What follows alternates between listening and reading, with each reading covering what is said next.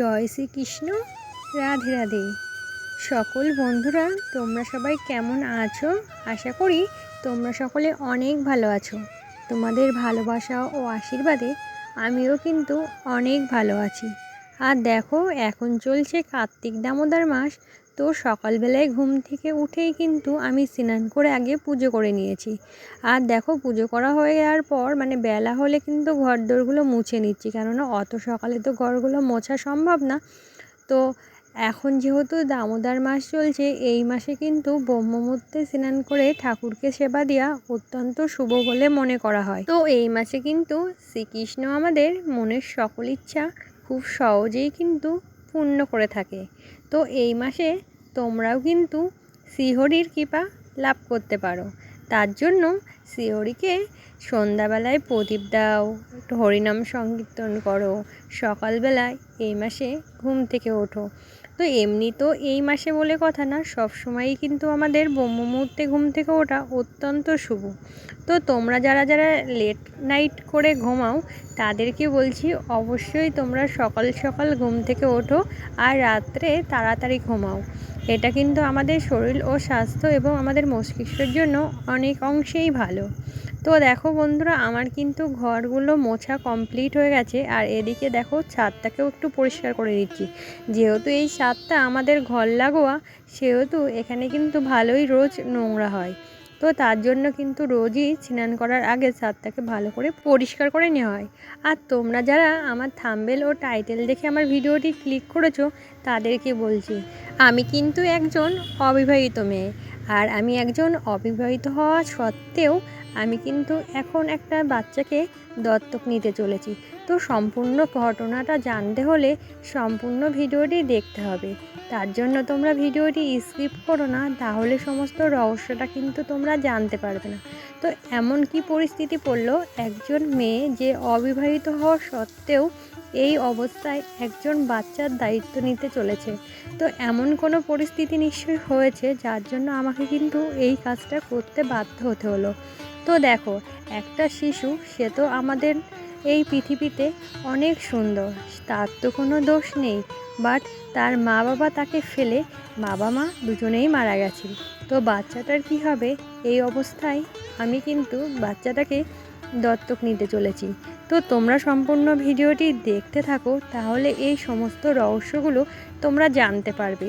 তো তোমরা কেউ ভিডিওটি স্কিপ করো না। আশা করি তোমাদের আজকের ভিডিওটি অনেক অংশে ভালো লাগবে।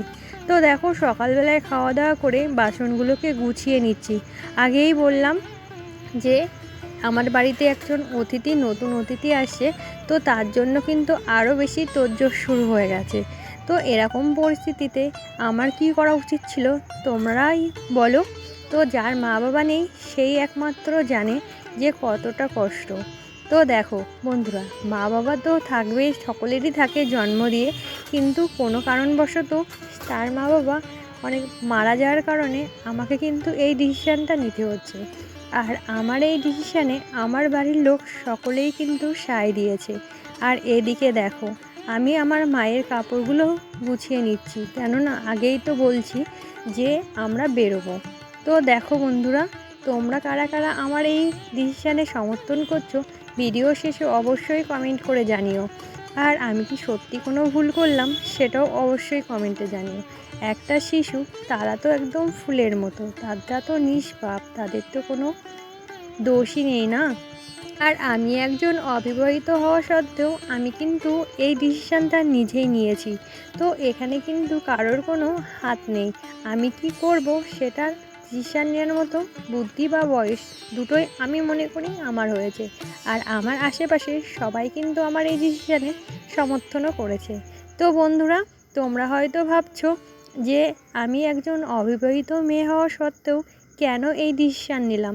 কেননা একজন বাচ্চা যা অনাথ, যার কেউ নেই, তাকে গ্রহণ করা আমার কাছে কিন্তু লজ্জা বলে মনে হয়নি।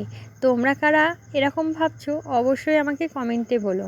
আর এদিকে দেখো, আকাশটা এতটা সুন্দর লাগছিল, তোমাদেরকে কি বলবো।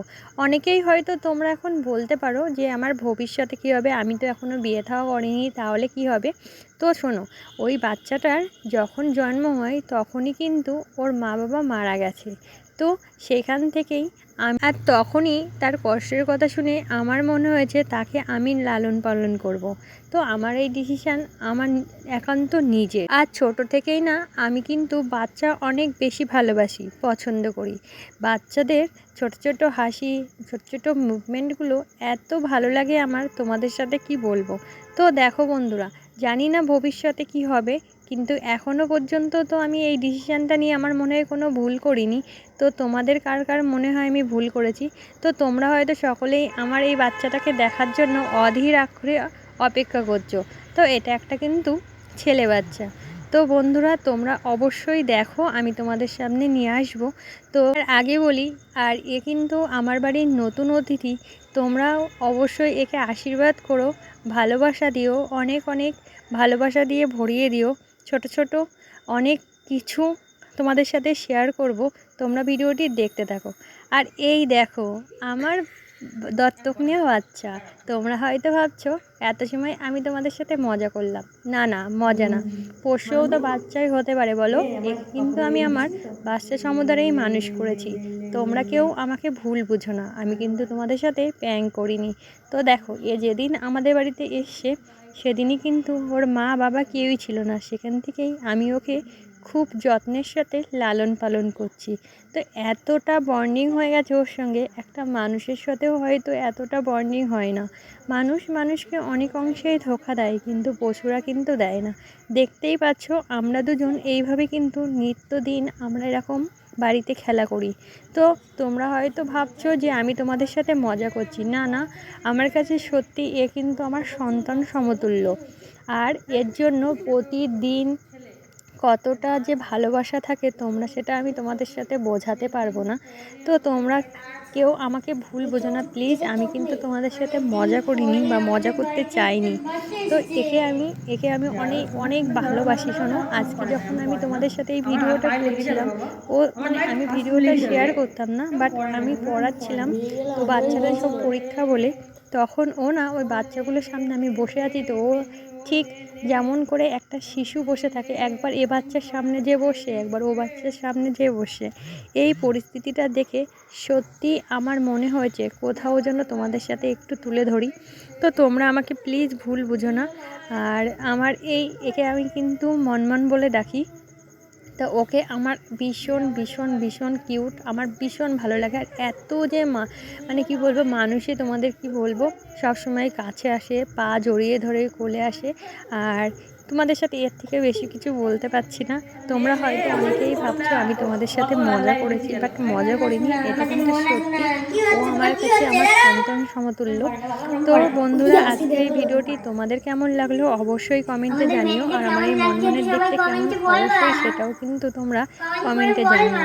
আর তোমরা কারা কারা পোষ্য ভালোবাসো অবশ্যই অবশ্যই কিন্তু কমেন্টে জানিও। আর প্লিজ প্লিজ আবারও রিকোয়েস্ট করছি, তোমরা কেউ আমাকে প্লিজ ভুল বোঝো না। আমি কিন্তু তোমাদের সাথে কোনো রকম কোনো অংশে মজা করতে চাইনি। ওর মুভমেন্টগুলোই শুধু তোমাদের সামনে তুলে ধরতে চেয়েছিলাম, সেটাই এইভাবেই তোমাদের সামনে তুলে ধরলাম। সবাই ভালো থেকো, সুস্থ থেকো। রাধে রাধে বন্ধুরা।